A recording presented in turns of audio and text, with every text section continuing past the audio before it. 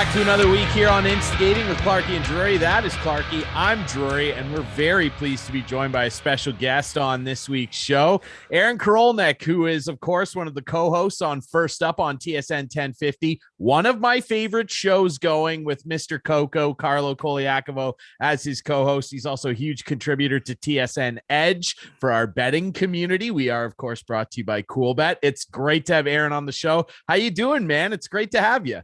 Fellas, I'm doing fantastic. What an introduction. Thank you very much, Ryan. I very much appreciate it. And it's great to be with you guys. So what are we talking about tonight? Let's get going. Absolutely. Well, there's tons to talk about. Let's talk a little about the Leafs first, Ryan. Well, yeah. Leafs first, always. Let's talk about the Leafs. I mean, his co-host is a former Maple Leaf, of course, That's Mr. Right. Coliacovo. Let's talk about the Leafs. I mean, what's your impression of this team right now? Because I feel like they're still kind of hard to get a read on. We've seen them be good in the regular season the last few years. They've got plenty of young talent and some veteran savvy with guys like John Tavares, but they're still riding this weird up and down peaks and valleys. They can't seem to find consistency in their game. What's your impression of where the Leafs are at right now, Aaron?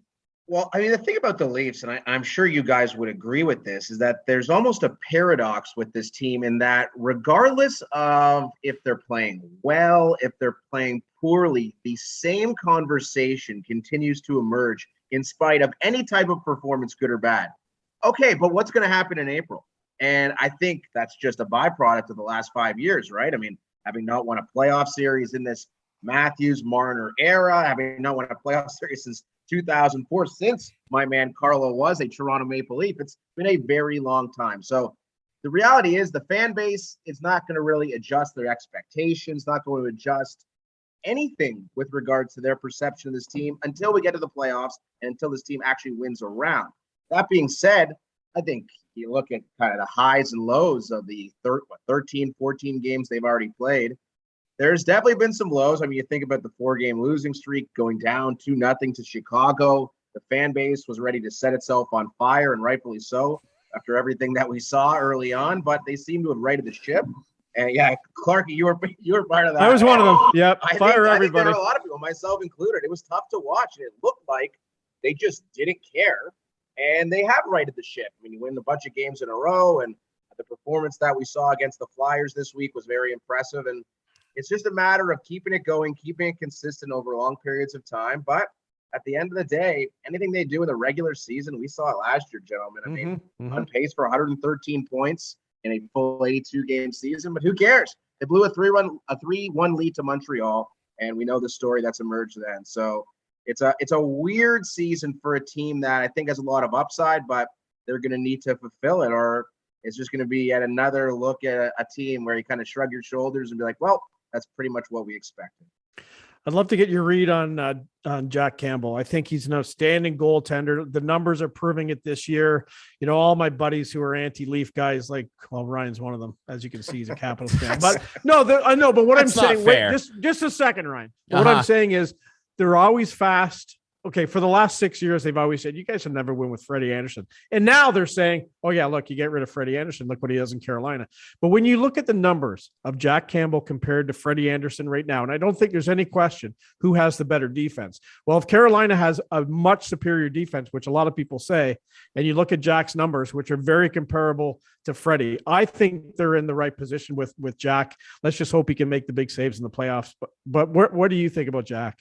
Yeah, I mean, I'm totally with you. It's funny. You look at I go to NHL.com, check out the stats for goaltenders. It's Freddie Anderson won in a bunch of categories, and it's Jack Campbell too. And the Leafs had both of those guys as recently as last season. And James Reimer's up there too. I know. It's all it's almost crazy. like the Leafs are a goaltender farm just waiting to be cultivated. And you might need to check out alternative locales in order to really sprout those roots. But yeah, I think you have to be extremely impressed with everything you've seen from Jack Campbell. I mean, the numbers are outstanding. Win-loss record, the goals against, the save percentage, his time as a Leaf. I guess the only question we had heading into the season was his ability to stay healthy and to this point, the lack of experience playing a large number of games. And I can guarantee you, if the Leafs want to do anything, making the playoffs to start and then going deep into the playoffs, Jack Campbell's going to play a lot of games. The entire season ultimately rests on his shoulder. No pressure, Jack. And I think that's a good thing for the Leafs because he's been really, really good. There's been so many examples of goalies with their first full workload, really thriving on that and emerging as a star goaltender, which Jack Campbell has very much emerged as in the last calendar year or so. So, I mean, if you're a Leaf fan, I think the number one thing you're confident in, I mean, the Mrazek situation with his groin notwithstanding, but Jack Campbell as your number one goaltender is rock solid right now. And that's when you have a stud number one like the Leafs do, that's the linchpin to any type of contending hockey team. So I think in that respect, they have to be very pleased with what they have in net. I completely agree. And for the record, I'm not anti-Leaf. I'm an outside observer of the team. I'm not. Don't let him. I'm not. No, I'm not diehard like you are. I went a different way, didn't I? But I agree. Like Jack, I think that he kind of strikes me in that almost Felix Potvin way, or Ed Belfour, even the guy that won them a series the last time they won a playoff series, in that he has a demeanor about him, Aaron. And I wonder if you agree, where it's not, I don't want to describe it as carefree, but he seems to kind of let things roll off his shoulders. He doesn't seem to get wrapped up in a bad game. He'll come out after games when he doesn't even need to, like the LA game this week, and say, oh, I let my team down. I let 2 points get away, when that's really not true. But then he lets it roll off and he comes out and has an excellent game against a team like Boston or Philly. Like he has this calm demeanor about him. And I really feel like he can be the guy that can be successful because, look, we know goaltending is super important in the playoffs, and it doesn't always take a Dominic Hasek type guy to win you a cup. Cam Ward did it. No disrespect to Cam. He caught a 2 or 3 year heater and it worked out very well for him. Antti Niemi, that first Blackhawks Cup. I mean, Antti Niemi's career petered out in San Jose, but he caught a heater for a couple years. You could even say the same thing about a guy like Tim Thomas, who hit a very high on his heater. But Jack seems to be in that same type of mold, Aaron. Is that kind of what you're getting an impression of? Could not agree more with you. I mean, even looking back to Montreal last year in the playoffs, Campbell had great numbers. I mean, you can't lay the blame at Jack Campbell's feet for. I mean, yeah, there were a couple of games, maybe a couple of goals, namely in Game 7, that he'd love to have back. But for the course of those 7 games, Campbell was a really quality option in net. He's an interesting cat. I mean, by all accounts, you hear from his teammates that he is absolutely beloved, the nicest human being on earth. And Ryan, you mentioned how he comes out, and you're so right.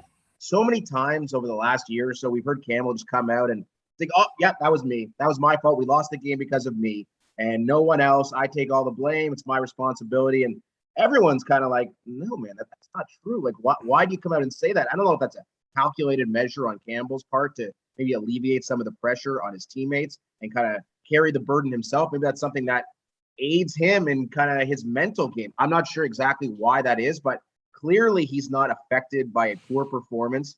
He is a guy who can turn the page, and we saw it as recently as this past week where did not have a good game against his former team in the LA Kings. I'm sure a game he would have loved to stand on his head and shut out his former squad, a team that didn't really give him a chance, and he was the backup there and was the Jonathan Quick show forever for the LA Kings. And he comes to Toronto and unfortunately doesn't have the greatest of performances. But then he goes out and shuts out the Flyers in the next game. So I think he's got a great demeanor, especially in a city like Toronto where the pressure is always ramped up to another level. So I think the Leafs have themselves a damn good goaltender for the present. And, the conversation that's emerged with Campbell, what's going to happen with his contract? Welcome to Toronto, where you can't always have nice things unless they're signed to long-term contracts. Exactly. Hey, let's move out in front of the goaltenders, talk about the defense. I know something very close to Carlo and you in the mornings. Is this team good enough to carry on with the group they have? I mean, with the 7 they have with that Hall and Dermott roll in and roll out on who knows how much of a basis that'll happen on, but they're up against the cap. They're tough. How can they add something? Do you think they need to at the end of the day? I mean, I think they do. And I think when you look at the playoffs, and we'll see how it ultimately plays out, but they have their 7. They have Riley and Brody and Muzzin and Hall. It's been Liljegren and Sandin playing in the third pair. And recently Travis Dermott, I guess in the last game, Travis Dermott's been their 7. But I just don't see it happening that the Leafs could go into a playoff series with Liljegren and Sandin as their third pair. I would guess that there would be some veteran experience added into the lineup. You think about moves that teams have made in the past couple of years. I think about Tampa acquiring David Savard to play in their third pair. That has worked out so well for them last year. And just that's something that always happens near the trade deadline. Teams looking to add depth on defense. And hopefully I'm wrong. Hopefully Liljegren and Sandin continue their development. I think both have acquitted themselves so well this year. I've been very pleasantly surprised with both of their performances. Dermott is up and down. And probably most importantly, fellas, I mean, you look at the Muzzin Hall duo, who last year was their shutdown pair. They went up against the top line of many of the Leafs' opposition throughout the course of the season. This year, they've been a liability in many respects. So if they're not able to repeat their performance from last year and they're looking more like early season Muzzin Hall as opposed to 2020 or early 2021 Muzzin Hall, the Leafs have some serious problems that they're going to need to address. Yeah, I agree. We're chatting with Aaron Korolnek, who is one of the hosts of First Up on TSN 1050. It's a great show. You guys got to get up early and tune in. It's my favorite thing to do in the morning with my coffee. Let's stop right there for a second. Sorry, I always interrupt. Yeah. That's just what I do. Let's just talk a little bit about the morning show. Okay, sure. So yes, Ryan and I live, an hour and a half from Toronto. The signal isn't great out here. We have adapted the podcast that you guys do. And I always get frustrated when I wake up at 7:30, if that 6 to 7 hour isn't available for me, I'm frustrated. So just know that. Okay. And when last year, when you were producing, it was always there. When you were off, sometimes it didn't seem to be there. So it was like, Aaron's not in, what's going on? Anyway, so it's really changed, but do you guys talk about how people consume radio content nowadays and really put an effort into guys like Ryan and I, who maybe the signal isn't great, but we still love to hear that Toronto content? Okay, that's a fantastic question. And I think that, the signal, I mean, that's been an issue that's been an issue for us at TSN 1050 for a long time. Yeah. But I think the way that people are consuming media, radio in particular, has changed during the pandemic because not nearly as many people are commuting into work or traveling around as they used to. A lot of people have embraced this work from home lifestyle, and or at least maybe not necessarily full-time, but at least part-time. So we have been really pushing the iHeartRadio Canada app, which is one place where you can just live stream everything TSN 1050 or any radio station actually on the Bell Media network. So that's one thing we do. The podcast has become a very important thing, and we're just trying to embrace all forms of media consumption.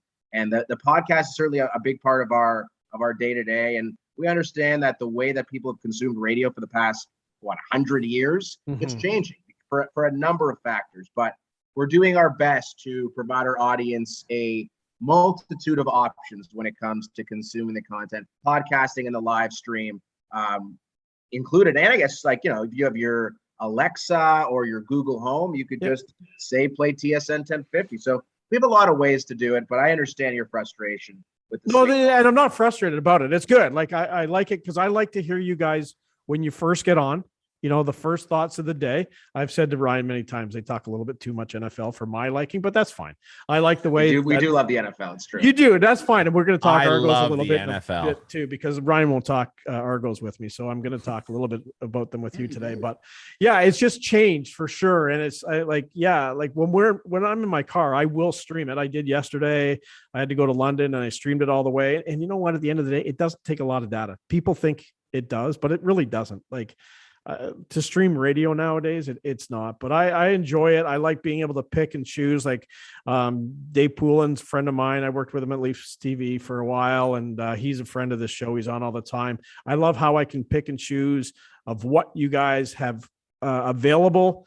Your competition down the dial, not that we have to talk about them, but they've come out with a new program director lately, and they've made this big thing about this is the way we're going to transform the podcasting world. They're doing something TSN's been doing for 2 years now. Anyway, more than 2 years. You don't have to comment on that, Aaron. It's just a little. I mean, listen, we're forward thinkers. We're ahead of the game. Exactly. And I love your theme songs. They are awesome. Nice. They are so good. The new one, I was worried. I was worried that, oh my God, they got to come up with a new theme song because I love the old one. But you've done a good job. What is it from? Thank you. Duckwing? Wow. Duckwing. You guys are just full of compliments. Pumping my tires. I love it. I'm a big fan. I have been for a while. So that's all. It's all good. Absolutely. Like he said, we love the show, and I'm big on the podcast thing. I mean, I'm hosting a podcast. I listen to probably 20-25 different podcasts. It's a great way to consume content.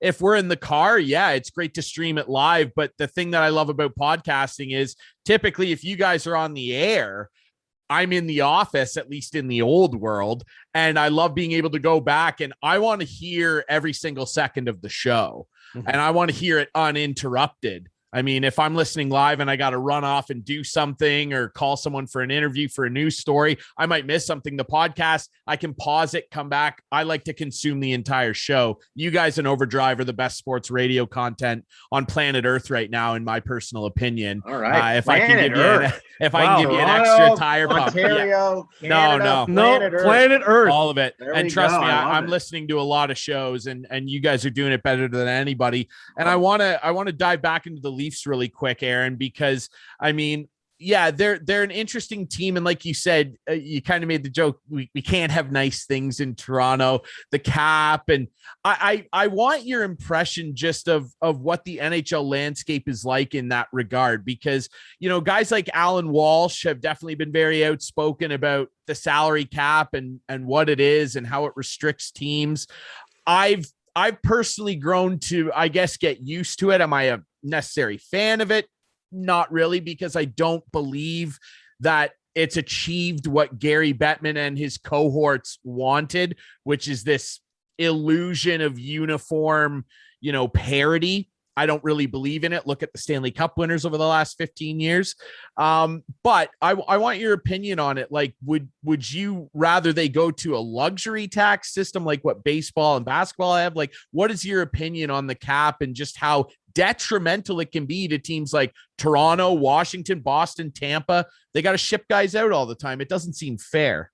Well, and the irony is, and listen, I'm not a fan of the salary cap. The last thing I want to do is crack out a calculator and try to figure out how the team fits this player into this slot and how many times this guy needs to go on LTIR. But it's not only the top teams that are affected by this. Look at the Arizona Coyotes, who I don't know how many Hall of Famers they have just collecting checks on LTIR. What is it?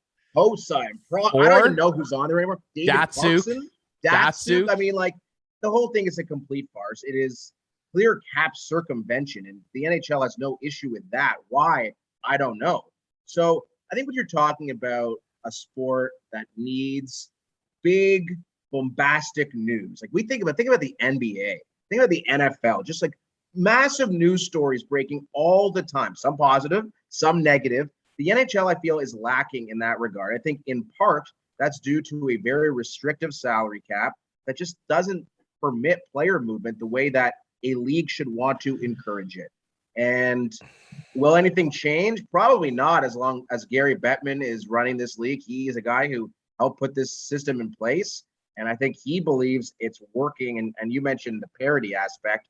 I think you could probably make a safe comment that the NHL's parity has not been, I mean, I guess the NBA, LeBron James was in the finals for 10 straight seasons. So I think that's kind of also the sport of basketball lends itself to one player being dominant, and LeBron might be the best player of all time. So, you know, if he's playing and he's at the apex of his powers, it shouldn't surprise anyone that he's always going to the NBA finals. But I mean, the NFL, I think you look at other sports where the salary cap is not nearly as restrictive and just the ultimate product is better.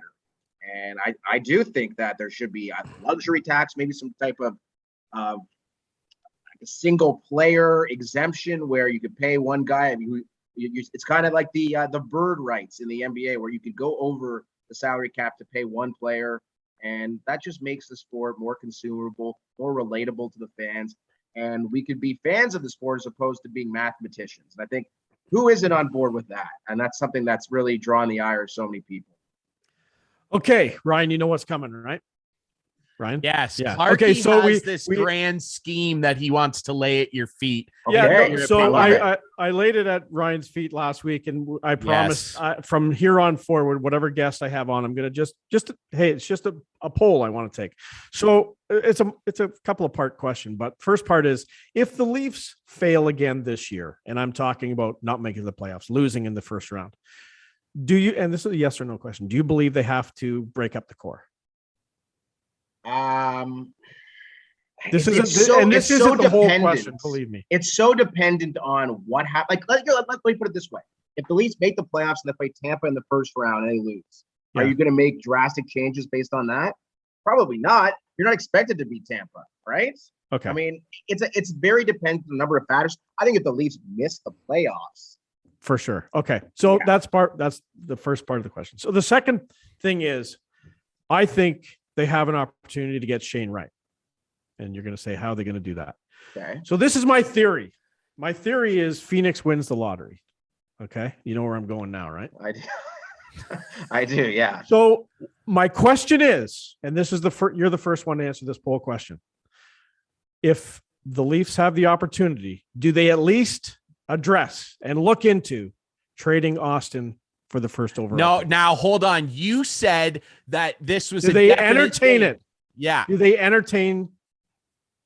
No, I don't think so. Thank you. I don't think so. I don't think that's so. Here's 1-0 on Ryan's side. No Austin Matthews may be the great, and I guess we're talking about the, and he's got Alex 2 years Ovechkin. left on his contract. Remember? He does, and listen, I can't pretend to know what Austin Matthews thinks about his future in Toronto. Does he want to go to Arizona? Does he want to stay and play in Toronto the rest of his life? Right. Here's what I can tell you about Austin Matthews.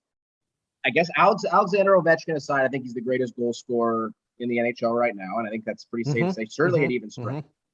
He's an absolutely ridiculous talent. And Shane Wright may very well be as good as Austin Matthews.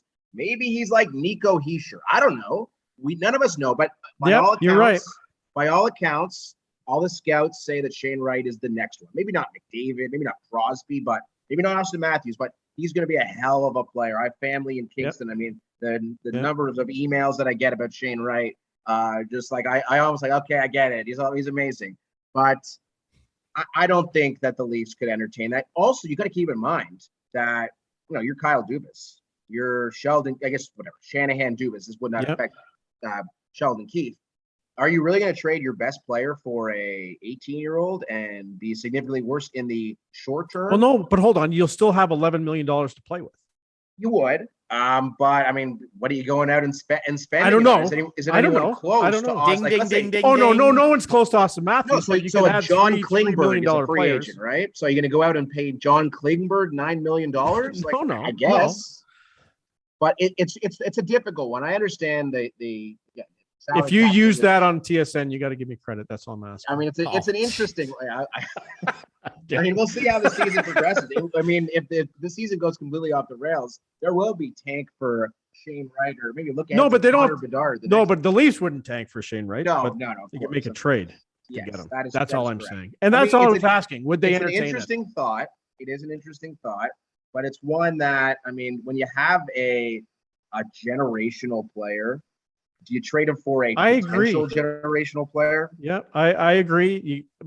And maybe they have an indication if he's going to re-sign here. But if you lose him, I don't know. Well, and I appreciate you siding with logic, Aaron. That's okay. Team Drury up 1-0. And listen, right. Aaron, I'll tell you what I said to Clarkey on our last episode. This is essentially how I beat this proposal down. First things first, let's talk about the individual here. I agree. I'm the biggest Alex Ovechkin fan of all time.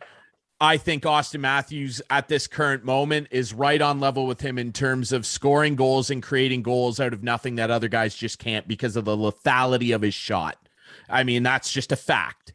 Now, if Austin Matthews, I can't subscribe myself to this whole, well, the guy's hometown's over here, so he has to go play there. It was cool when John Tavares did it, and that's a big deal, and that's neat. It's a fun story. I don't care where the guy's hometown is. It just, who cares? Yeah, but how do you know he doesn't? You don't.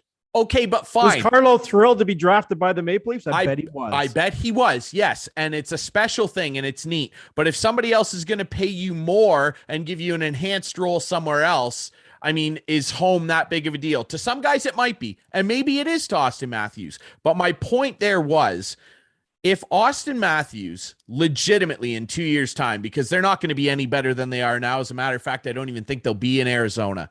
If he in 2 years' time says, I'm leaving the Toronto Maple Leafs and I'm going to go home to dearly beloved cactus-laden Arizona to play for the Coyotes, fine, but I don't ever want to hear again from Austin Matthews in an interview, anything, that he cares about winning. Ever. Because if he goes to Arizona, it's all about money, and I don't ever want to hear the W word come out of his mouth for the rest of his career, because that's a farcical lie.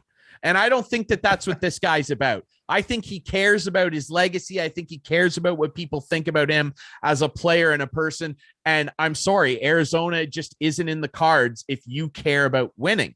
The other thing I'll say is, if he leaves on a free agent deal, he's going to command, probably given wherever the cap falls, at least $13 million a season, probably. I think we're probably maybe on the same page there. $12.5, $13 million on a raise. Arizona doesn't spend money. Gary will give them the money. No, they won't. They don't spend money. They'll think he's their answer. They'd we don't have to get in Chris this Pronger again. We don't have to get in this again, Ryan. Well, we've gone through this already. Yeah, okay? And you guys are like a bickering married couple. I love it, and it's all about Austin Matthews, a hypothetical in 2 years. That's right. Will he leave the Leafs? Yeah, I know. It's more this year. Trading him this year, but okay. Before we go any further, hold on, Ryan. What is behind you? What is that?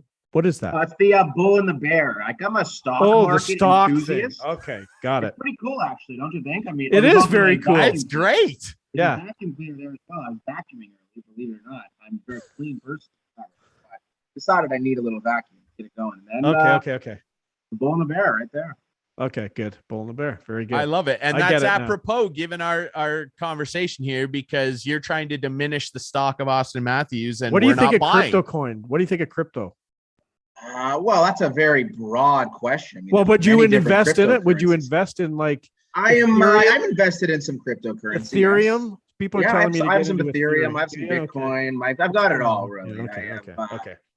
I got some friends who are deep into it, far more so than I am. And let's just say there was some FOMO about a year back, and I had to indulge as well. And it's been working out very well. Good. But that could all change tomorrow when it could come to zero. So who knows? Yeah. Okay. Yeah, you never know. You could be cashing it all in or buying a Tesla. You never know. All right, let's move on from if you're okay, Clarkey, can we move on from the Leafs? We can. Yeah. Okay. Yeah. Let's talk about the Blue Jays. I want to cover all the Toronto sports scene, because I know you guys have been talking about it as well. And Overdrive's been touching on a lot. Obviously, we're heading into the winter meetings, the GM meetings. A lot of talk, obviously, circulating around Marcus Semien, who I think we're reserved to the fact that he's likely gone, wants to go back out west. Seattle's a player.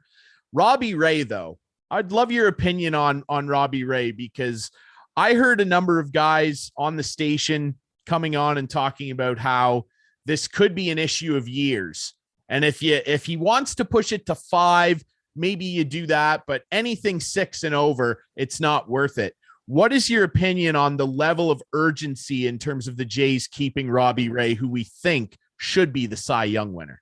Yeah, Robbie Ray is going to win the Cy Young Award. I think they announce it next Wednesday, I believe, or on November. I believe it's November 17th that they announce the American League Cy Young, and Robbie Ray is going to win it, deservedly so. That being said, would I be keen on giving Robbie Ray a deal, $25 million over 6 years, if I'm the Jays? And listen, I know, going back to the salary cap conversation, that is not applicable to Major League Baseball. The Jays could spend as much as they want. They're owned by a $25 billion corporation that is in the throes of a serious battle at the top of the hierarchy. Nevertheless, I wouldn't be overly keen on giving Robbie Ray $150 million over 6 years.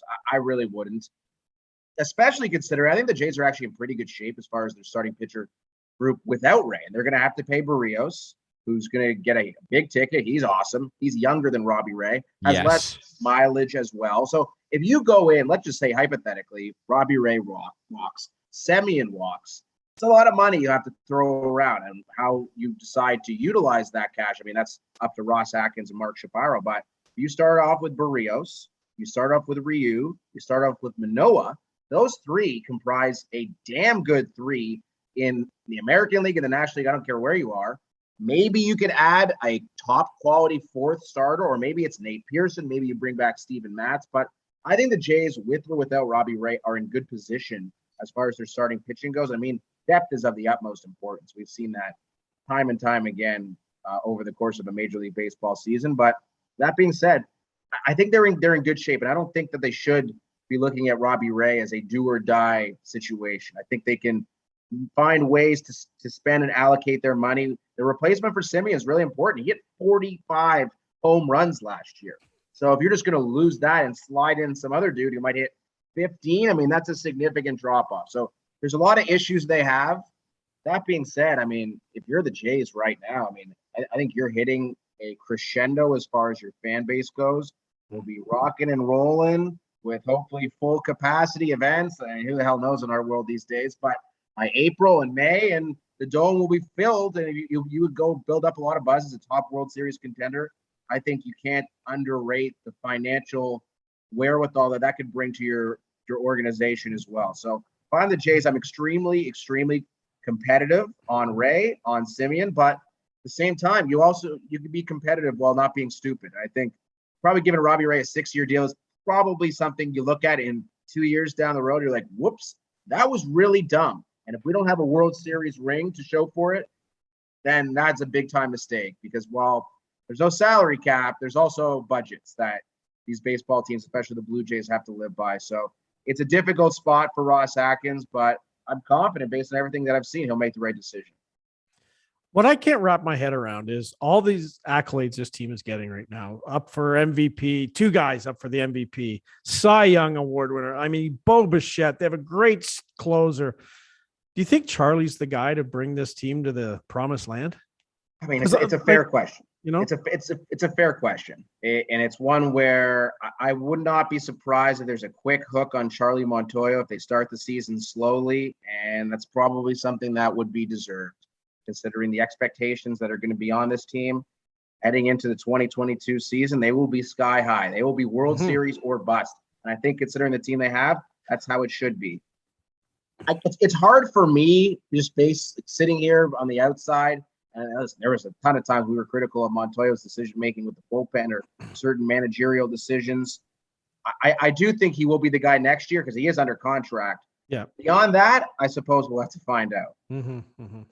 Yeah, it's a tough thing to read, right? Because like you said, Clarkey, there's obviously lots of excitement around the team. And like you pointed out, Aaron, they are in a good spot kind of no matter what happens. I'm of the opinion I'd love to keep Ray. It does have to make sense. If this guy's going to get offered 6 or 7 years by the Yankees, God forbid, or somebody, first of all, he'd be dumb not to take that.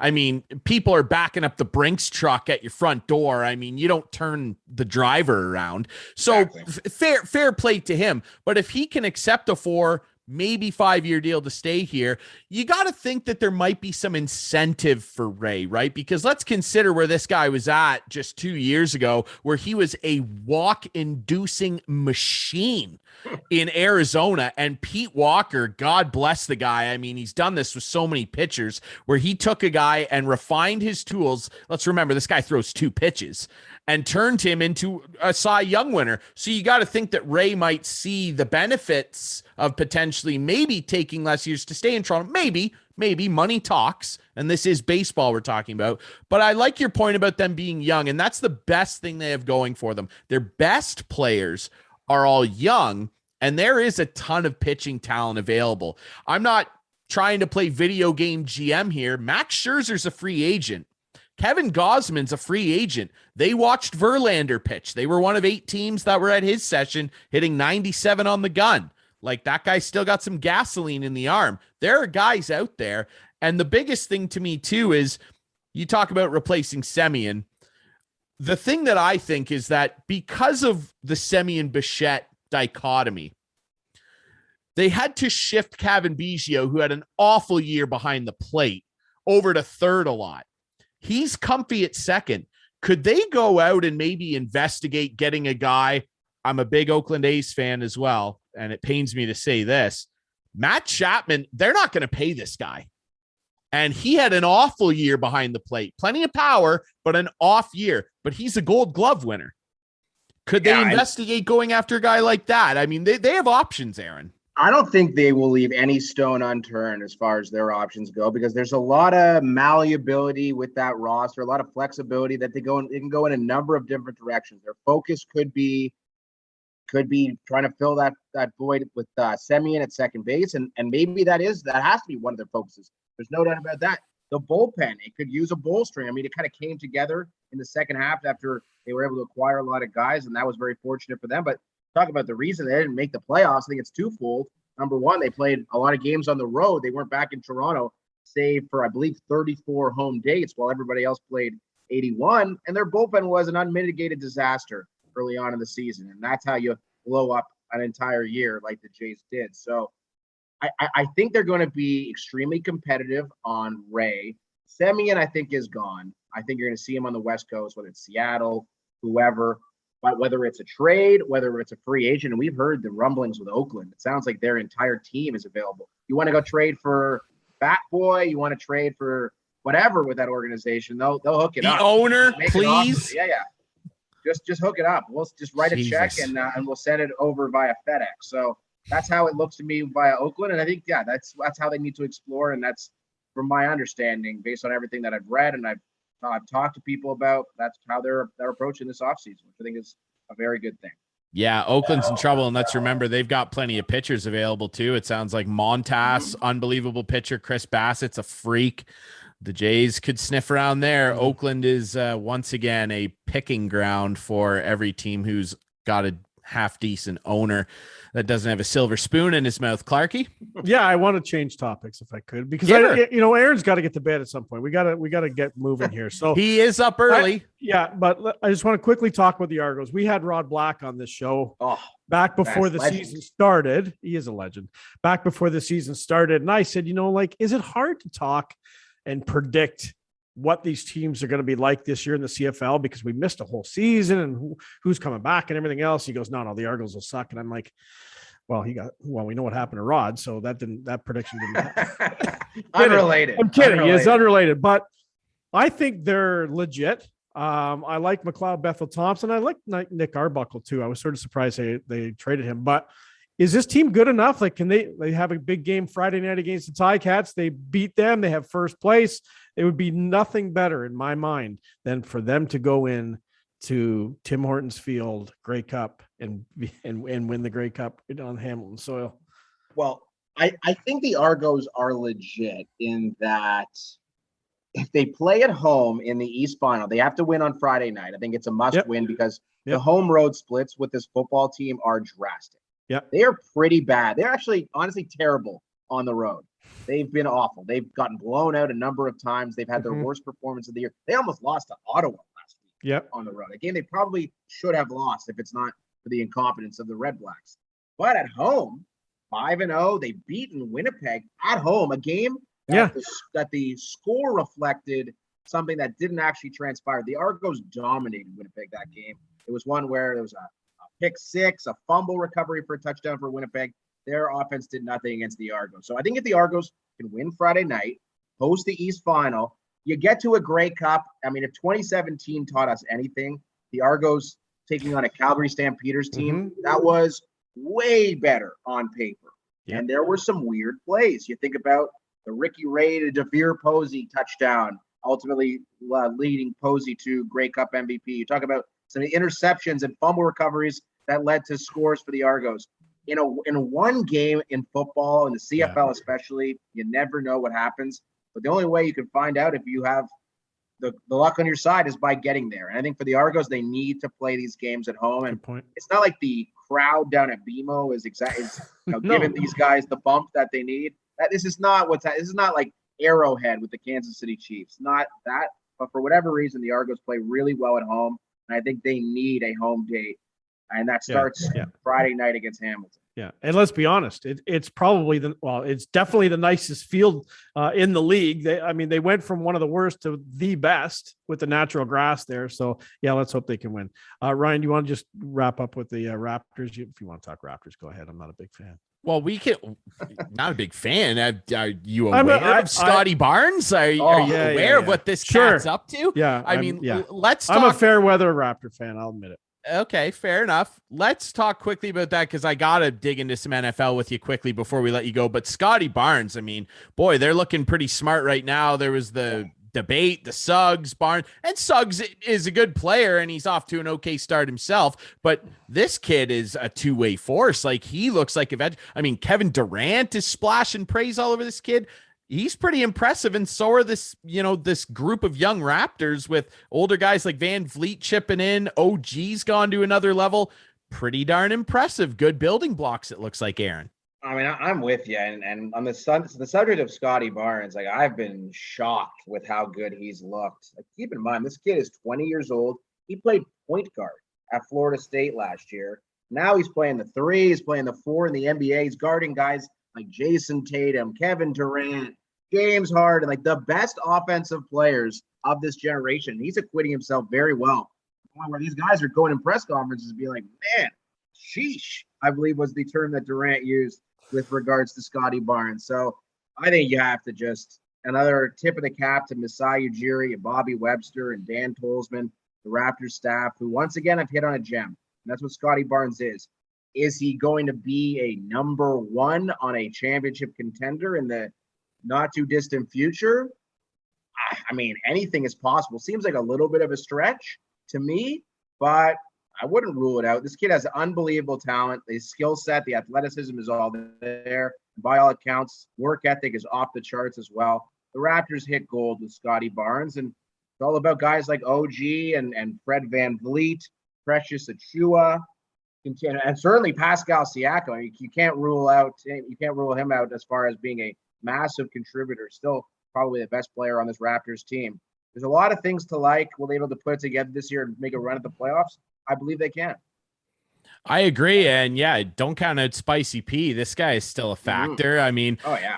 Now let's talk about something spicy from the NFL world. You love football. Carlo loves it. I love the NFL. There's no sport that's more fun to bet on than the NFL.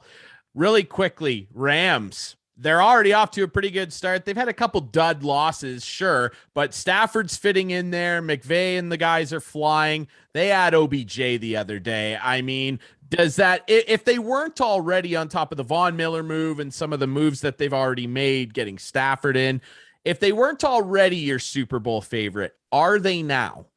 I don't think Odell Beckham Jr. moves the needle and all. Actually, if you look at the odds in Vegas, they didn't change at all in spite of OBJ signing there. So I don't think that should be surprising. I mean, he's the clear number 3 on the Rams behind Kupp and Robert Woods.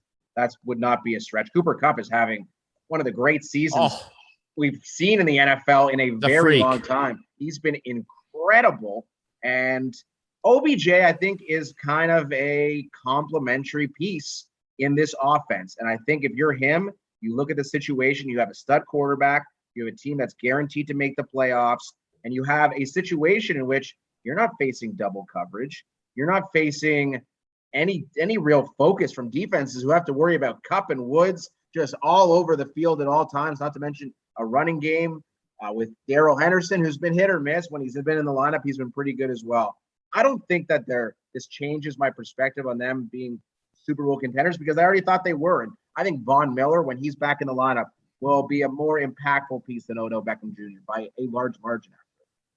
I agree with that completely. And Von Miller has led a team to a championship. And in that Super Bowl, he was a freak. He was absolutely immense. Amazing. He ate Cam Newton for lunch that year. It was unbelievable. Who is your Super Bowl favorite? Is it the Rams, or are you feeling a little bit better about somebody else? I mean, the Bills, boy, did they trip over themselves last week. But are they still your favorite? Because preseason, I felt like the Bills were the favorite, certainly from the AFC. Well, and that's exactly it, right? I think the NFC is a lot stronger as far as the top teams go. You talk about the Rams, talk about the Arizona Cardinals, the Green Bay Packers, the Tampa Bay Buccaneers. I'm sure I'm missing somebody. The Cowboys? The Dallas Cowboys? Yeah, maybe. I think you could include them. Maybe the lower rung of that. Yeah, 5. sure. Yeah, but I mean, yeah, like the NFC has some top contenders. But in the AFC, I think the Bills are there in spite of losing to Jacksonville, which eliminated me in my survivor pool, which is still very. That's gutting. Come on, Buffalo, and maybe Tennessee, maybe Baltimore, but I think ultimately the Bills are the class of the AFC. And I think they will represent the AFC. It's funny, I don't even mention the Kansas City Chiefs anymore because they don't deserve to be mentioned in that discussion at this point. But that change by season's end, I think that's certainly a possibility. But because I have not liked what I've seen from this team offensively, forget what we've seen defensively, which is complete ineptitude from them this year. I mean, they've been terrible defensively, but Mahomes, Tyreek Hill, Kelsey, I mean, I think it says a lot to me that Odell Beckham Jr., who was rumored to be honing in on Kansas City amongst other teams, decided not to go there. Maybe that's a little foray into how he views the KC Chiefs for the next 8 games or so leading into the playoffs. Yeah, you can't count those guys out, but we've seen teams like that stumble before, and they are stumbling right now. But I agree, the Bills are still the class of the AFC, and Aaron Korolnek is the class of morning show hosts in Toronto Sports Radio. Listen to First Up on TSN 1050, guys. It airs Monday to Friday, 6 to 10, with this man, Aaron Korolnek, and his co-host, Coco Carlo Koliakovo. It's a brilliant show. I mean, you're missing out, especially if you live in Toronto, if you're not listening to the show. And Aaron, we really, really appreciate this, man. You've given us a ton of your time, and we would love to have you back, man. Gentlemen, anytime. Thank you so much for the kind words, and I really appreciate the invitation. It's been great to be on. Happy to join whenever you guys need me. Absolutely, man. Hey, we really appreciate this. Thanks for doing this, brother. My pleasure. Take care, fellas. Back here on Instigating with Clarkey and Drury, and we really, really appreciate our buddy Aaron Korolnek from First Up on TSN 1050 for joining us. Boy, I love when those guys. Yeah, sorry. Go ahead. No, well, I was just going to say, I mean, we must be doing something right in the early life of this show, Clarkey, because we reach out to guests and are like, hey, can you come on for 10, 15 minutes? And all of a sudden an hour goes by. And but they don't want to say, as a guest, they're not going to say, hey guys, I got to go. Right? No, so we need to tell people they're going to be on a half hour. They're going to be on a half hour. But anyway, for sure. Yeah. But again, it's great to have people like that on, and Aaron is, I mean, he's just crushing it. Like, yeah, we certainly pumped his tires. Like he kind of jokingly said, it's a good story. It. He does. He's good on the air. He's good. It's a good story. He knows his stuff. He's good. When Michael Landsberg was on holidays before and everything, he was like, they would bring in Mark Rowe, nothing against Mark Rowe, but you have Aaron. He's a beauty. You have Aaron right there, and Aaron's part of the show. Yeah. So it's good that a guy like that got recognized, and they gave him the gig. It's good. It is good. It's a positive story, and I feel like that station in particular, in terms of sports content, is doing a great job of making the ancillary people around a show part of it. You feel like everyone's part of it. Like they got 20 Fingers on there now, who's hilarious. I mean, look at what happened with Al's brother. Like that guy's hosting Lunch now. Hosting Leafs Lunch, yeah. Huge part of Overdrive for years. I mean, Mr. Charcuterie Board, it's it's awesome. It's good. Aaron's fantastic, and he's doing a great job. He's a great conversationalist first and foremost, and second of all, most importantly, you can tell he knows what he's talking about. So he's awesome. You know who doesn't know what they're talking about, or at least generally what they're doing, in my opinion, Clarkey? Referees. And I mean, this is stretching across all sports here. I'm not even necessarily talking about one particular sport, but I will bring up that recent example this week. Everyone saw what happened on Monday Night Football. Tony Correnti made a fool of himself, in my personal opinion. And I honestly, I'd go so far as to say he brought a stain on the game. I really feel that way. Explain what he did, Ryan. Tony Correnti on Monday night, we're talking Pittsburgh Steelers at home to the Chicago Bears, and the Bears are making an unbelievable comeback. Like Justin Fields comes alive in the second half. Things are moving and shaking. Ends up being a very close game. It screwed up my prop bet, and it's going great. And one of the Bears players, whose name is escaping me right now, made an unbelievable play, big sack, fourth down. They're going to get the ball back and potentially come back and win a game in unbelievable circumstances. The Pittsburgh Steelers, when leading by at least 14 points in the second half at home, have never lost. They've tied 3 times in their history, which is unbelievable. And Chicago's like on the verge of potentially putting a 1 in that loss column. the player makes a great sack and the taunting rule comes into effect. He I guess took a couple steps toward the Pittsburgh sideline.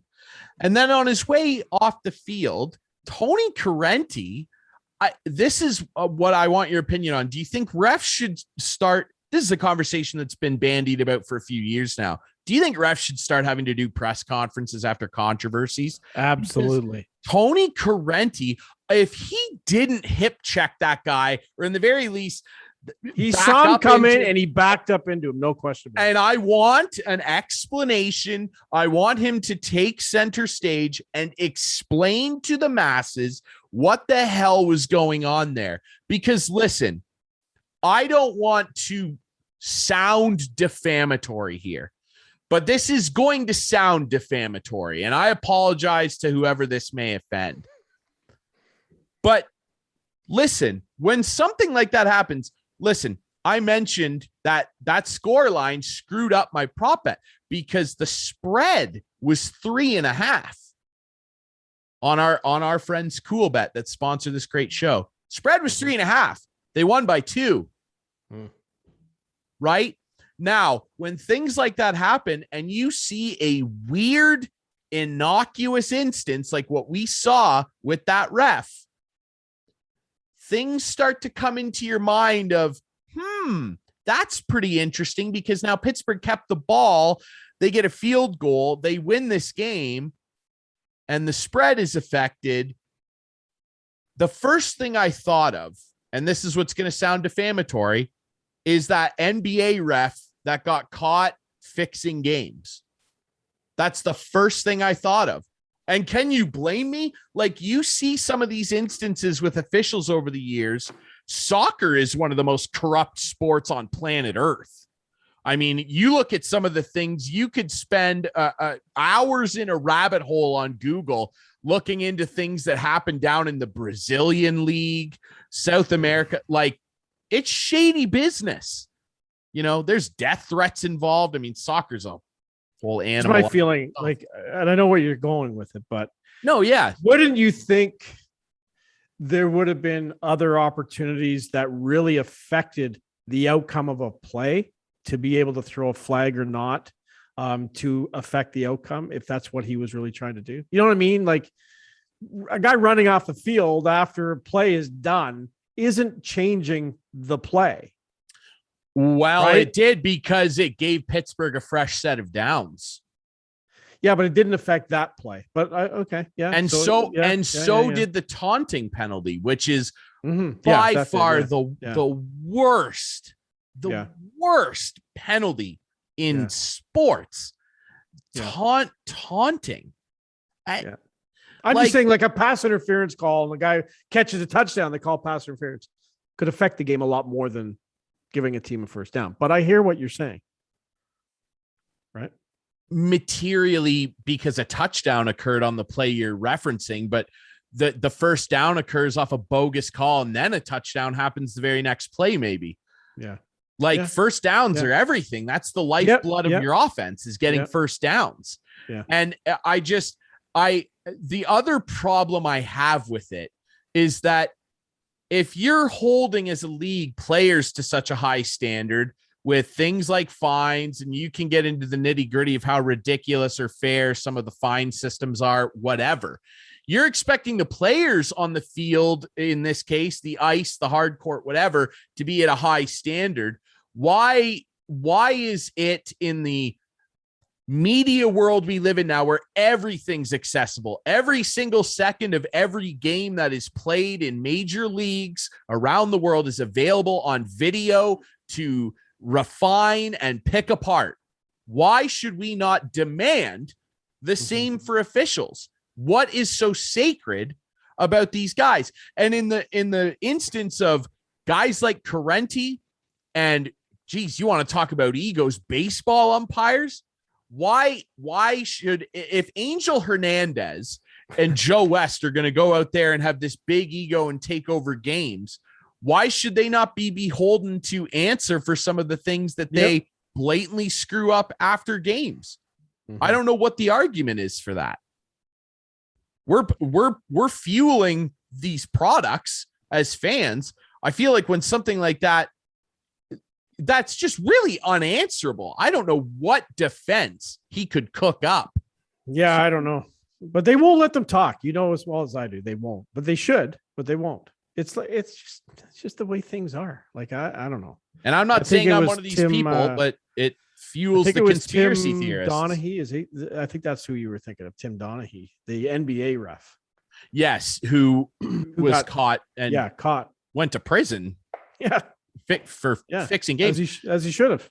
Well, 100%. And that's the thing. And I didn't mean for what I referenced earlier to sound defamatory, but you think of these things, especially for somebody who, and whatever your opinion of this is. And again, I'd remind everybody to gamble responsibly, play within your means. But for people like me that enjoy gambling on a minuscule level, where I like to invest a bit of money and gamble on sports, it's one of my favorite things to do. When you see something like what happened with Tim Donahue happen once, inevitably for the rest of time, you're going to go, well, that can't be the only one. And then you see something like that happen and you go, it's an eyebrow raising. Oh, stuff, yeah. Right? That's a Jim Carrey eyebrow. That's a Dwayne The Rock Johnson eyebrow. I can't do it like The Rock, but absolutely. It makes you think. Yeah. And I would reference I would call it one of the most endearing referee moments of all time, when Jimmy Joyce stole that perfect game from that pitcher for the whose, again, name is escaping me right now. Jim Joyce came out the next day in tears and said, I screwed up. And everybody forgave Jim Joyce. Everyone was like, he came. What a good man to come out and say that. I mean, you throw a perfect game that changes your life forever. They should have given it to him. I agree with that. I mean, it breaks the moment, which is part of the whole. You know what I mean? Like, it destroyed a significant moment in sports history. A perfect life. That guy's life. Like, absolutely. Crazy. Absolutely. Crazy. But Jimmy Joyce had the stones to come out of his own volition. For sure. And he came out and said, I feel terrible. And everybody applauded him for it. And I think people love hating on the refs. I'm not their best friend, but I think they're the worst aspect of sports. But we should get our friend Brian Lewis on and talk about this one day, and maybe Jim Cressman as well. Oh God, we could do a little officiating. We could a little officiating round table. That'd be fun. Yeah, we could. It would be fun. That's actually not a bad idea. You can throw your crazy Austin Matthews theory at them too. See what they think of it. You're up 1-0. 1-0. Yeah, that's right. I wrote it down. Team Drury's leading 1-0. It's okay. A team I didn't even ask to be on. There's lots of time left. Hey, this show, of course, brought to you by the Listowel Squash Court. The ladder's going on as we speak. Yes. 2 victories for Clarkey this week. 2. Whoa. Moved up 6 spots. Look out. What's that put you at, 12? If my math's right? It's something like that. It's something like 12. We'll call it 12. I'm moving up. Going around the clock. He's moving up. Haven't lost. Unbelievable. He's 2-0. Yes, check out our friends Listowel Squash Courts. They're on Facebook. You can book times very easily. It's a great facility. Go check it out. Join Clarkey's Men's League. Get involved. I mean, it's a great game. Go check it out. They're awesome over there. Our buddy Alan will hook you up. All right. We are brought to you, as always, by CoolBet as well. They've got a lot of great promotions going on right now. Remember, gamble responsibly. Gamble within your means, folks. But if you want to lay some heat down, NFL's rocking and rolling. The NHL, I've won some money on hockey recently. Love that. Get involved with our friends from CoolBet. It's easy to get an account and get rolling. Clarkey. 11th. You're right. I'm 11th. You're 11. Okay, I said 12, but hey. It's all good. 11. That's one better. Let's give you credit. Yeah. I'll print Steve Sabrin, by the way. Oh, our friend Steve Sabrin. Got to get going. He's taking a little break. He's down 23rd, but he will move his way up fast. How many guys are in this league really quick? 25. 25. And it's still by far, like, not even close. It's still Jacob's ladder, just so you know. Right. Okay. Jacob's it's not lost. Still Jacob's ladder. That's good. Yeah. Steve's got to catch that cat scratch fever and get rocking and rolling. And Alan MacArthur, the owner of the courts and our friend, he's 7th. So he's very close to to a challenge from Clarkey. It's coming. I'd actually pay to see that. I would actually gamble some money. You don't even that. have to pay to see it. You can come over and you can watch it. Okay.